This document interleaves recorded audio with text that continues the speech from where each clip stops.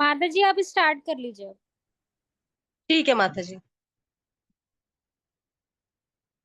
तो हम अध्याय 19 का पहले श्लोक के बारे में बता रहे थे कि जो राजा पृथु है उन्होंने सरस्वती नदी के तट पर अश्वमेध यज्ञ आरंभ कर दिया। और जिस नदी के तट पर वो आरंभ अश्वमेध कर रहे थे उस भूखंड को ब्रह्मावर्त कहते हैं, जिस ब्रह्मावर्त पे हमारे स्वयंभू मनु ने भी किसी टाइम पे शासन किया था। अब दूसरे श्लोक पे आते हैं। इस श्लोक में हमें इंद्र जो थे, राजा इंद्र ने ये देखा कि जो पृथु महाराज हैं वो यज्ञ आरंभ कर रहे हैं, तो वो उसको देख के ना उनसे सहन नहीं हुआ और वो इसी कारण उस यज्ञ को छिन्न भिन्न करना चाहते थे, मतलब उसको बिल्कुल आ, उसका विनाश करना चाहते थे यज्ञ का। तो क्योंकि जो राजा इंद्र थे उनको हमेशा ही भय बना रहता था कि कहीं कोई योग शक्ति के लिए अधिक बड़े यज्ञ संपन्न करके उनके पद को ना मतलब जीत ले। मतलब उनको हमेशा ये भय रहता था कि कभी कोई उनसे आगे ना बढ़ जाए शासन में। तो इसीलिए इस श्लोक में एक मत्सर वर्ड यूज हुआ है जिसका अर्थ होता है ईर्ष्यालु।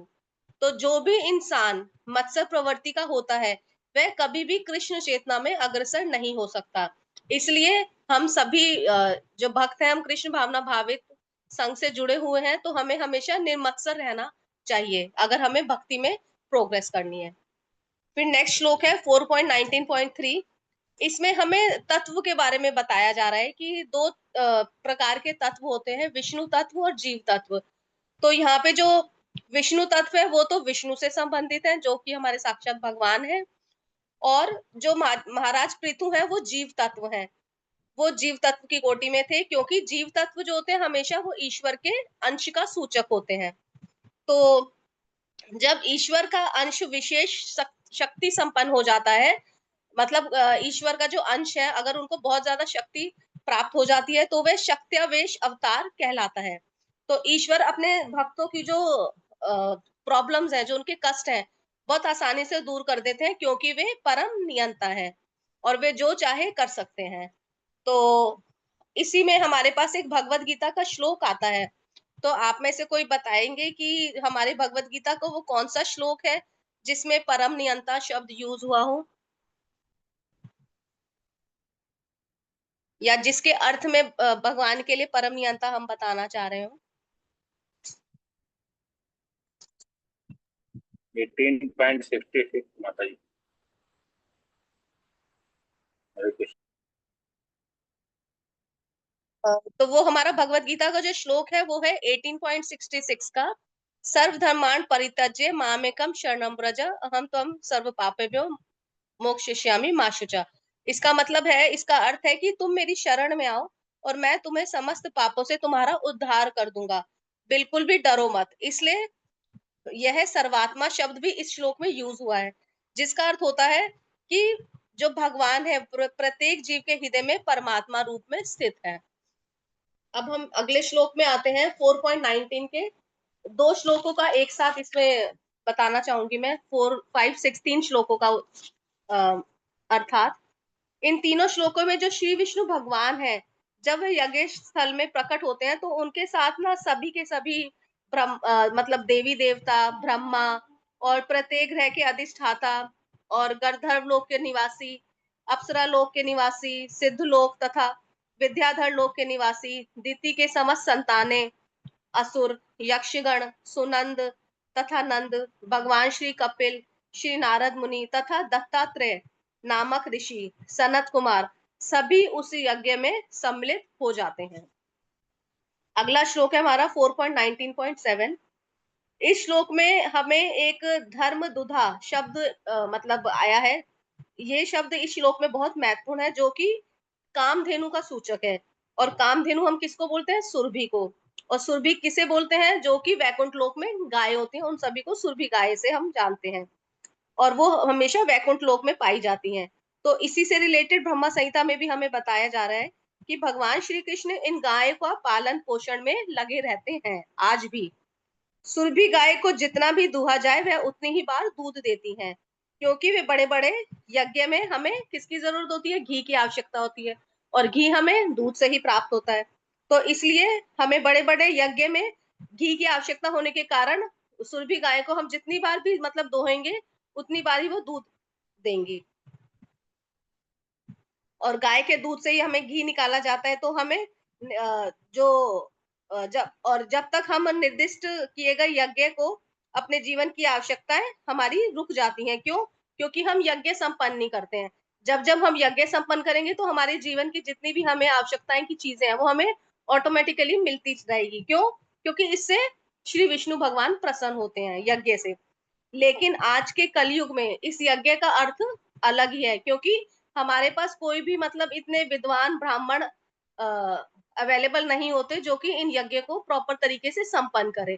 तो इसलिए हमें यहाँ पे कृष्ण भावनामृत संघ बताया जा रहा है कि जिसमें कि एक यज्ञ हो जिसको हम बोलते हैं संकीर्तन यज्ञ।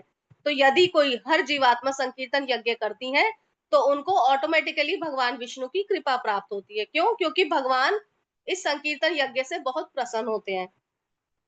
तो इसलिए इस संकीर्तन यज्ञ को हर जीवात्मा को अपनाना चाहिए, और ताकि उनके भौतिक जीवन में और आध्यात्मिक जीवन दोनों का लाभ वे उठा सके। अगला श्लोक है हमारा 4.19.8। इस श्लोक में ये बताया जा रहा है कि यज्ञ का आरंभ होने के बाद सारी की सारी नदियां जो थी उसमें जल बहने लगा, सभी प्रकार के शाक वृक्ष तथा पौधे उत्पन्न होने लगे, सभी प्रकार के स्वाद का आनंद होने लगा। जैसे कि मीठा जो होता है वो गन्ने का रस में मिठास का स्वाद आता है, खट्टा जो होता है वो संतरे के रस में स्वाद होता है, चटपटा होता है तो वो अगर हमने मिर्च डाली है तो उससे चटपटे का स्वाद हमें फील होगा। इसी तरीके से सभी खाद्यान्न वस्तुएं प्रचुर मात्रा में उपजाऊ होती चली गई। अगला श्लोक है 4.19.9। इसमें बता रहे हैं कि पृथु महाराज को तरह तरह के उपहार दिए गए, और वो उपहार किसने दिए थे? जो वहां पे बड़े बड़े पुरोहित आए थे, बड़े बड़े ऋषिगण आए थे, बड़े बड़े देवतागण आए थे, उन सभी ने राजा पृथु को एक राजा के रूप में स्वीकार किया और उनको उस ब्रह्मांड की रक्षा करने के लिए सुनिश्चित किया, ताकि हर नागरिक वहां पे सुखी तथा संपन्न बन सके। अब इस श्लोक में एक रत्न के बारे में बताया गया है कि जो रत्न होते हैं ना वो समुद्र में पाए जाते हैं। तो जो रत्न है वो वाले जो समुद्र में जो पाए जाते हैं, उस रत्न को वो जो पकड़ने का काम होता है वो सिर्फ उच्च वर्ग के लोग ही कर सकते थे, जैसे कि हमारे क्षत्रिय वैश्य लोग। क्योंकि उस समुद्र में मोती हमें मिलता था, मूंग मिलता था और अलग अलग टाइप के रत्न मिलते थे। उसी प्रकार अगर हम समुद्र में मछली पकड़े तो मछली पकड़ने का कार्य किसे दिया जाता था? जो कि थोड़े मतलब नीची कास्ट के लोग होते थे, जैसे कि शूद्र और निर्धन मनुष्य, उन लोगों को मछली पकड़ने का कार्य सौंपा जाता था। तो इस तरीके से हमें समुद्र में दो टाइप के हम कार्य कर सकते हैं, लेकिन दोनों के कार्य करने का तरीका वो लोग अलग अलग टाइप की वर्ग में आते हैं। फिर है श्लोक नंबर 4.19.10। इस श्लोक में एक वर्ड यूज हुआ है, अधोक्षज। अधोक्षज का मतलब होता है पूर्ण रूप से आश्रित होना, और पूर्ण रूप से आश्रित हम किस पर है? श्री विष्णु पे, भगवान कृष्ण पे मतलब आश्रित है। और यहाँ पे जो इंद्र है, इंद्र को जो बताया जा रहा है वो एक ऐसी जीवात्मा है जो कि भगवान के समान शक्तिशाली है, लेकिन भगवान नहीं है। भगवान के समान शक्तिशाली है लेकिन भगवान का रूप इंद्र को नहीं बोला जा सकता। और इस श्लोक में राजा इंद्र को एक श्री भगवान का ही एक तरीके से अंश बताया गया है, और उन्हें मतलब इतना ज्यादा शक्तिशाली नहीं बताया गया जितनी शक्तिशाली हमारे श्री विष्णु भगवान है। वह भगवान मतलब एक तरीके से राजा जो इंद्र थे, कहने को स्वर्ग के राजा इंद्र थे, लेकिन वो द्वेष कर रहे थे किनसे?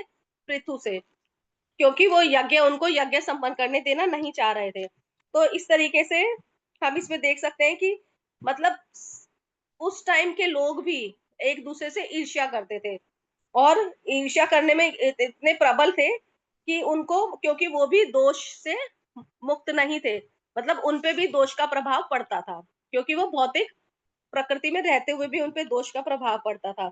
और वो भगवान मतलब पृथु से ईर्ष्या कर रहे थे। फिर अगला श्लोक है हमारा 4.19.11। इसमें जैसे ही राजा पृथु 100वां यज्ञ करने जाते ही हैं तो इंद्र को ना ये देख के बहुत ज्यादा ईर्ष्या होती है, क्योंकि वो नहीं चाहता कि उससे आगे कोई निकले। तो वो यज्ञ का जो घोड़ा होता है वो चुरा के लेके भागता है, और ताकि यज्ञ बीच में ही रुक जाए। फिर अगला श्लोक है 4.19.12। इस श्लोक में एक वर्ड यूज हुआ है पाखंड। इसमें पाखंड शब्द का अर्थ है जो व्यक्ति अपने आप को धार्मिक व्यक्ति के रूप में प्रस्तुत तो करता है, किंतु वास्तव में वे पापी होता है। तो इंद्र ने दूसरे को धोखा देने हेतु केसरिया मतलब गेरुआ वस्त्र धारण कर रखा था। फिर अगला आता है 4.19.13। इसमें है कि जब कोई क्षत्रिय अपने शत्रु को ललकारता है तो तिष्ठ तिष्ठ, ये संस्कृत के शब्द है, तिष्ठ तिष्ठ शब्दों से ललकारता है। सच्चा क्षत्रिय अपने शत्रु को कभी भी ना तो पीछे से मारता है और ना कभी सच्चा क्षत्रिय युद्ध में पीठ दिखाता है। मतलब यह क्षत्रिय की हमें दो विशेषताएं बताई गई हैं कि एक सच्चा क्षत्रिय वही होता है, एक ना तो वो कभी भी सामने वाले दुश्मन को पीछे से वार करता है और ना ही वो युद्ध स्थल से पीठ दिखा के भागता है। अतः क्षत्रिय नियमों की अवहेलना करके वह भागा जा रहा था। कौन जा रहा था? राजा इंद्र। और राजा पृथु के पुत्र को तिष्ठ तिष्ठ शब्दों से उसे ललकारना पड़ा।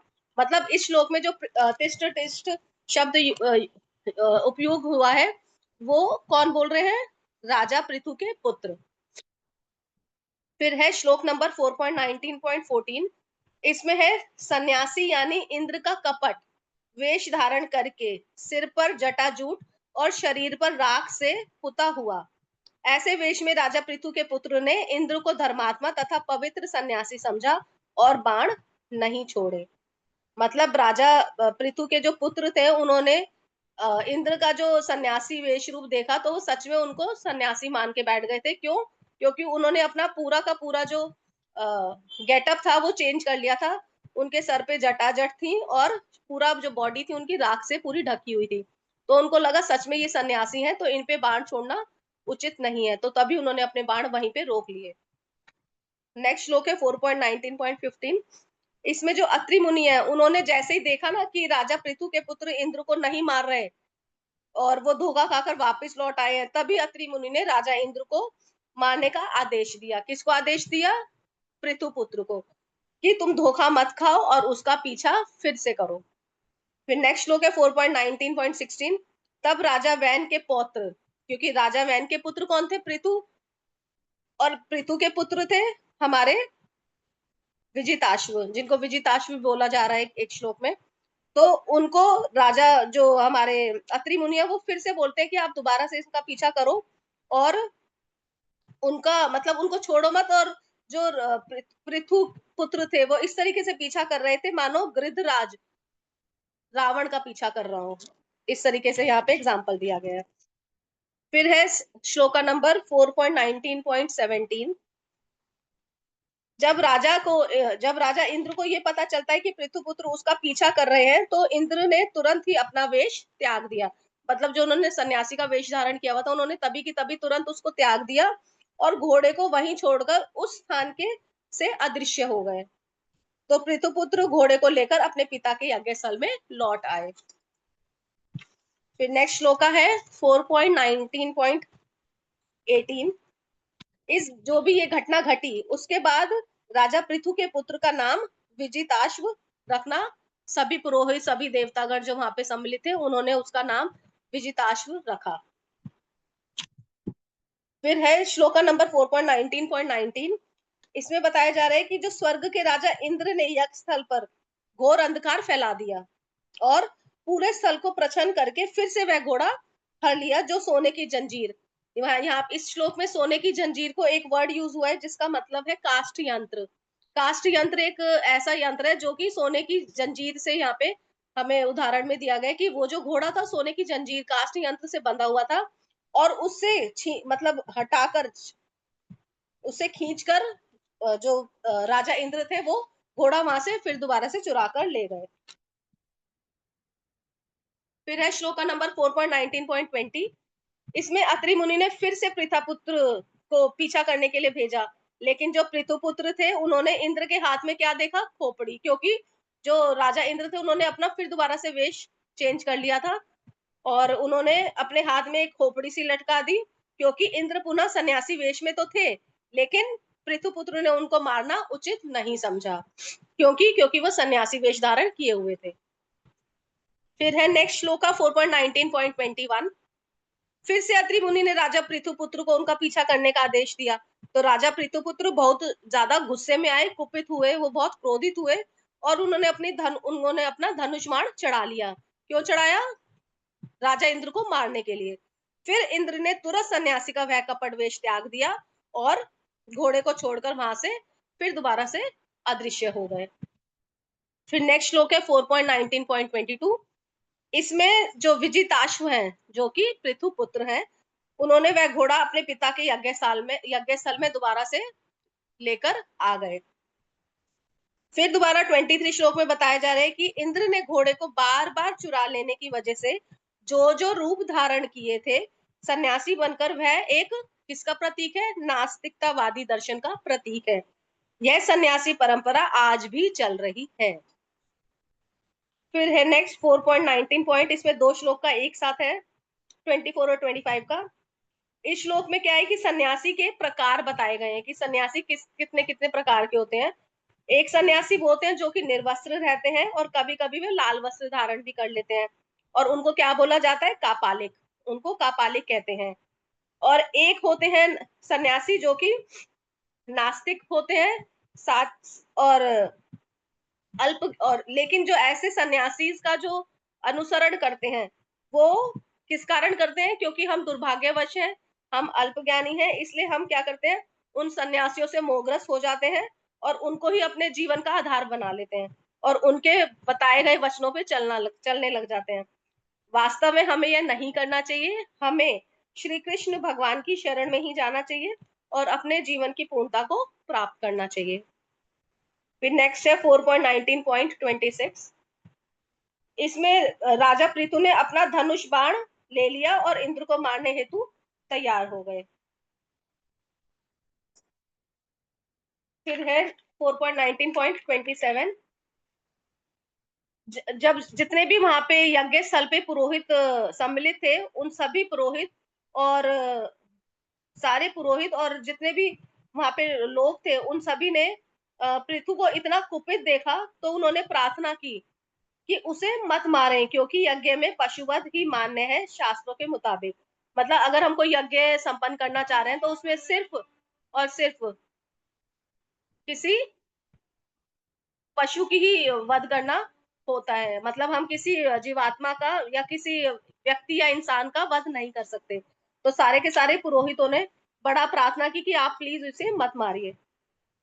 फिर नेक्स्ट श्लोक है 4.19.28।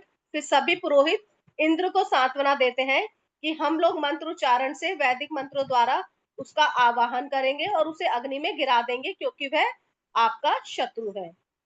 तो सारे के सारे पुरोहित है इंद्र को एक तरीके से सांत्वना देते हैं कि आप शांत हो जाइए, आप प्लीज उसे मत मारिए। हम अपने मंत्रोच्चारण से, वैदिक मंत्रों से ही उसका मतलब उसको बुलाएंगे और उसको जैसे ही वो आएगा उसको अग्नि में डाल देंगे। इससे क्या है? उसकी मृत्यु हो जाएगी। तो जैसे ही अगले श्लोक में बता रहे हैं कि जैसे ही ये करने वाले थे, उसी टाइम पे जो ब्रह्मा है हमारे, वो वहां पे प्रकट हो जाते हैं और ब्रह्मा उस क्या देते हैं? राजा को सलाह देने लग जाते हैं कि आप इसको अग्नि की आहुति में मत डालिए और इस यज्ञ को यहीं की यहीं रोक दीजिए। फिर नेक्स्ट श्लोक है 4.19.30।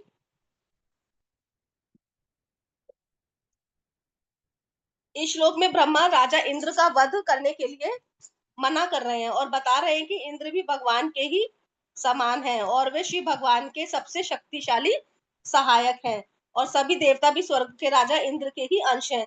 तो इस महान यज्ञ में यदि देवताओं को प्रसन्न करना चाहते हैं तो इंद्र का वध हम कैसे कर सकते हैं? क्यों? क्योंकि इंद्र तो भाई देवी देवताओं के सबसे बड़े राजा थे। तो इसलिए राजा पृथु के महान यज्ञ में आपत्ति उठाने के उद्देश्य से राजा इंद्र ने ऐसे साधन अपनाए हैं जो कि भविष्य में धार्मिक जीवन प्रणाली को नष्ट कर सकते हैं और फिर इस शक्ति का दुरुपयोग करके अनेक अधार्मिक पद्धतियों को फैलाएगा। फिर नेक्स्ट श्लोक है श्लोका नंबर 32। ब्रह्मा ने फिर अंत में कहा कि पृथु महाराज को 99 यज्ञ पर ही रोक लगाने की सलाह दी। मतलब ब्रह्मा जी ने कहा कि आपने 99 यज्ञ कर दिए, अब आप 100वें यज्ञ के पीछे मत भागिए, यहीं के यहीं अपने यज्ञ का जो उसको संपन्न कीजिए। लेकिन जो राजा इंद्र थे, महाराज पृथु से वैसे ही ईर्ष्या करते थे जैसे भौतिक जीवात्माओं का स्वभाव होता है, क्योंकि वह अपने क्या होते हैं, कॉम्पिटिटर्स, जो प्रतियोगी होते हैं, उनसे हमेशा ईर्ष्या करते हैं। लेकिन ब्रह्मा के आशीर्वाद से राजा पृथु इंद्र से अधिक विज्ञात होंगे और ये आशीर्वाद पूरा हो गया था। फिर अगला श्लोक है 33। इसमें बता रहे हैं कि ब्रह्मा ने दोनों का कल्याण हो कहकर समझाया कि राजा पृथु, आपको राजा इंद्र पर क्रुद्ध नहीं होना चाहिए। फिर 34 श्लोक है।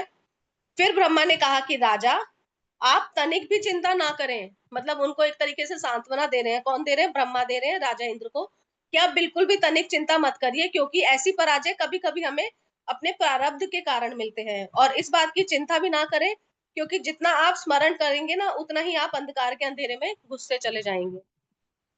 श्लोका नंबर 35। फिर ब्रह्मा उनको फिर दोबारा बता रहे हैं कि इन यज्ञों को बंद कीजिए, क्योंकि राजा इंद्र अलग अलग प्रकार की अधार्मिक कूटनीति करने वाले हैं। ब्रह्मा का उद्देश्य इंद्र तथा महाराज पृथु के बीच स्पर्धा का अंत करना था।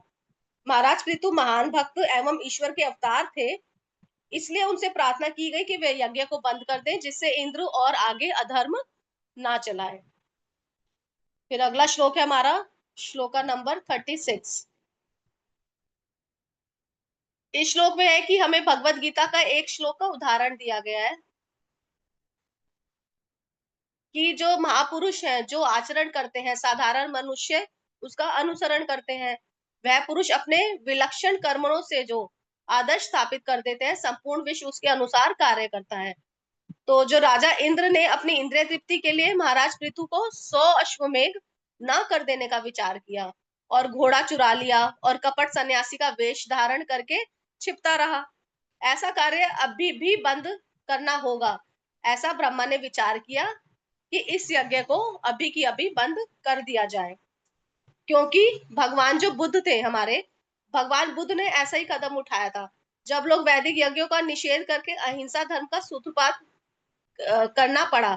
यज्ञों में वध किए गए पशुओं को नवजीवन प्रदान किया जाता था, किंतु ऐसे लोग जो मंत्र शक्ति से रहित थे, इन वैदिक अनुष्ठानों का लाभ उठा रहे थे और बेचारे पशुओं का वध कर रहे थे।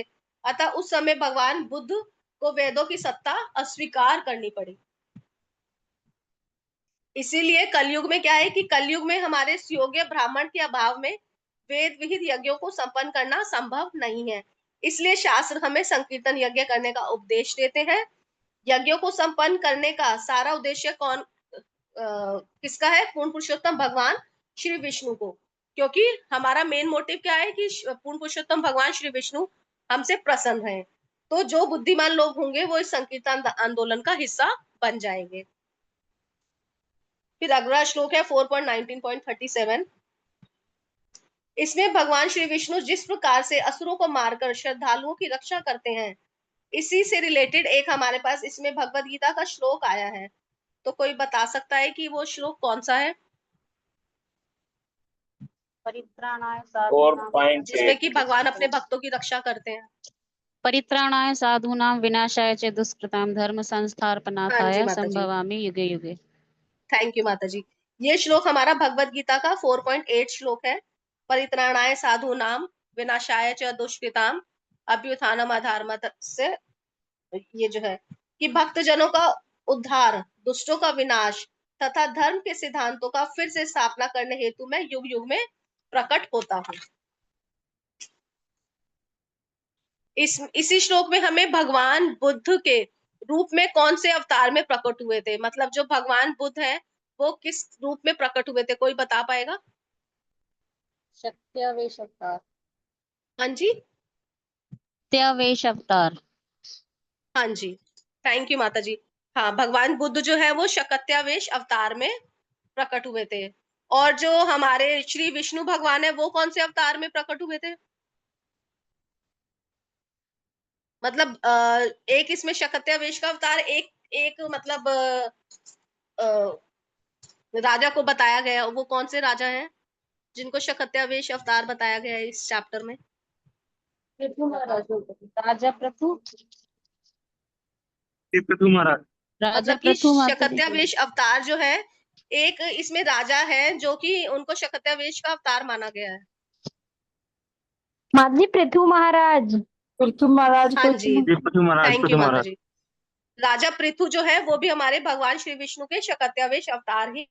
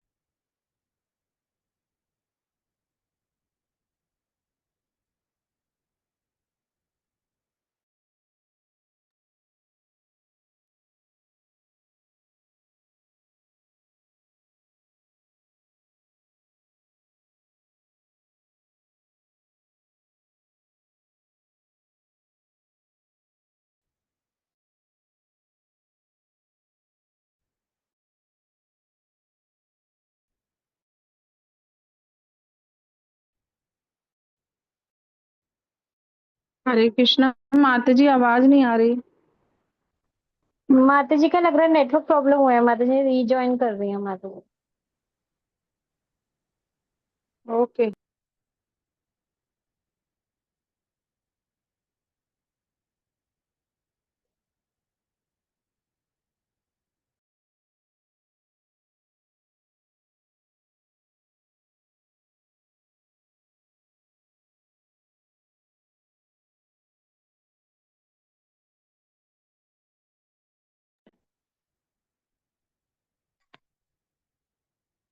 हरे कृष्णा माता जी की बात आ रही है?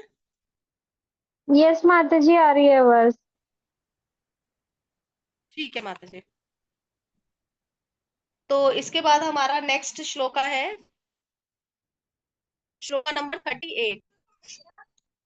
तो ब्रह्मा राजा जो पृथु को प्रजापति के रूप में इसलिए संबोधित यहाँ पे कर रहे हैं क्योंकि उन्होंने अपनी प्रजा की शांति और संपन्नता को स्थिर रखने के लिए एक दायित्व अपने कंधे पर लिया था। इसलिए ब्रह्मा जो है वो राजा पृथु को प्रजापति यहाँ पे संबोधित कर रहे हैं। और वैसे भी एक आदर्श राजा का यही कर्तव्य होता है कि वे अपने धर्म की रक्षा करे, उसका पालन करे अच्छे से। और हमारा ऐसे धर्म क्या है कि धर्म हमारा श्री भगवान द्वारा ही दिया गया है, जो 2 रूपों में प्रदान किया जा सकता है। गुरु शिष्य परंपरा से प्राप्त होता है और ब्रह्मा ने पृथु महाराज से अनुरोध किया था कि आप व्यर्थ इंद्र से स्पर्धा ना करें, स्पर्धा मतलब ईर्ष्या ना करें और मूल प्रयोजन की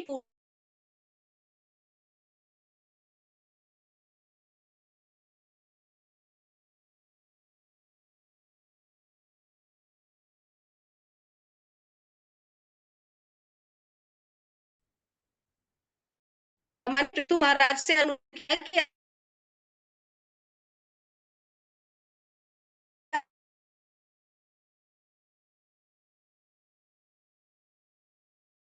आदर्श राज की व्याख्या है। नेक्स्ट श्लोक है हमारा 39। इसमें जो मैथुनी है वो आगे कहते हैं कि जब सर्वोपरि गुरु ब्रह्मा ने राजा पृथु को उपदेश दिया तो उन्हें लगे कि अपने उत्सुकता त्याग दी और उन्होंने स्नेहपूर्वक राजा इंद्र से संधि कर ली। फिर अगला श्लोक है श्लोक नंबर 40। इस श्लोक में ये है कि यज्ञ पूर्ण पुरुषोत्तम भगवान श्री विष्णु संपन्न जाति से देवता स्वयं प्रसन्न होकर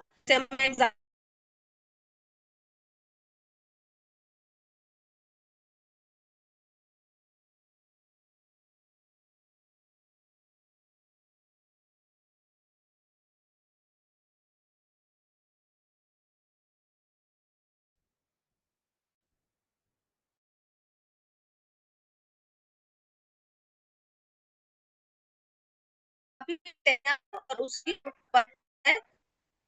जाती है। तो इसलिए अन्य देवताओं को करने की आवश्यकता नहीं रह जाती। और फिर पृथु महाराज जो है उन्हें जो यज्ञ में किया जाता है और अत्यंत प्रसन्न देवताओं से वर तथा आशीष प्राप्त किया। फिर अगला श्लोक है श्लोका नंबर 41। फिर महाराज पृथु ने समस्त ब्राह्मण को सम्मान पूर्वक भेंट प्रदान की और में खूब सारा आशीष प्राप्त किया। फिर लास्ट श्लोक है हमारा चैप्टर का, श्लोक का नंबर 42, जिसमें कि समस्त ऋषि ब्राह्मण जो थे उन्होंने कहा कि हम सभी आपके इस व्यवहार से बहुत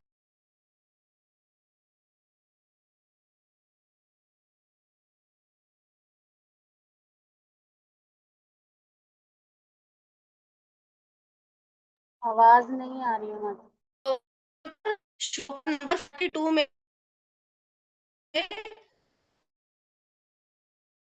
व्यवहार से और आपके इस दान से अत्यंत संतुष्ट हुए हैं। इस प्रकार श्रीमद् भागवतम के चतुर्थ स्कंद के अंतर्गत राजा पृथु के 100 अश्वमेघ यज्ञ नामक 19वें अध्याय के भक्ति वेदांत तात्पर्य पूर्ण हुआ। हरि हरे बोल, कृष्णा, हरि थैंक बोल। यू। और मुझसे त्रुटि हुई है तो मुझे क्षमा कीजिएगा। हरि बोल, हरि बोल, हरि बोल, हरि हरि हरि बोल, हरि हरि बोल।